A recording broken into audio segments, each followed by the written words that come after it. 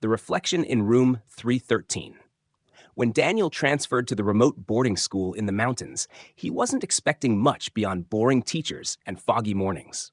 The dorms were old, made of stone and creaky wood, and the only available room left for him was room 313, a narrow corner room at the end of the hallway that always seemed colder than the rest.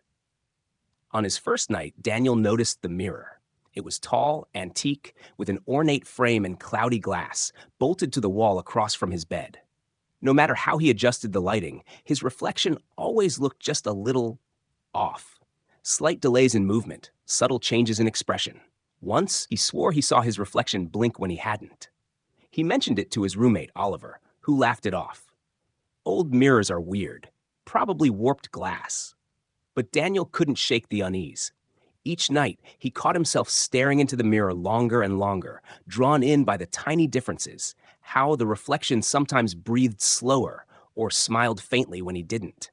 One night, as the wind howled and the power flickered out, Daniel lit a candle and glanced into the mirror.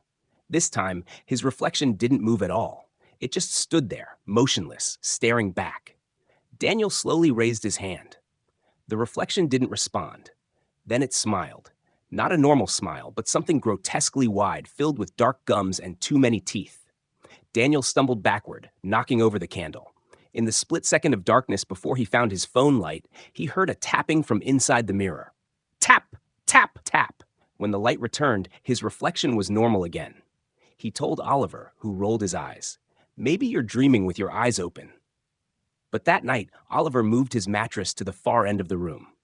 The next evening, Daniel covered the mirror with a blanket. He couldn't stand the thought of it watching him, but around 3 a.m., the blanket slid off. No breeze, no movement, just gravity-defying motion. The mirror was uncovered. Inside, Daniel saw himself sleeping. But his real body was wide awake, frozen in terror, staring into the glass. His reflection slowly sat up, grinned, and mouthed the words, "Switch!" Daniel screamed, but no sound came. His limbs wouldn't move. He was paralyzed. The reflection stood, walked toward the glass from inside, and placed a hand on it.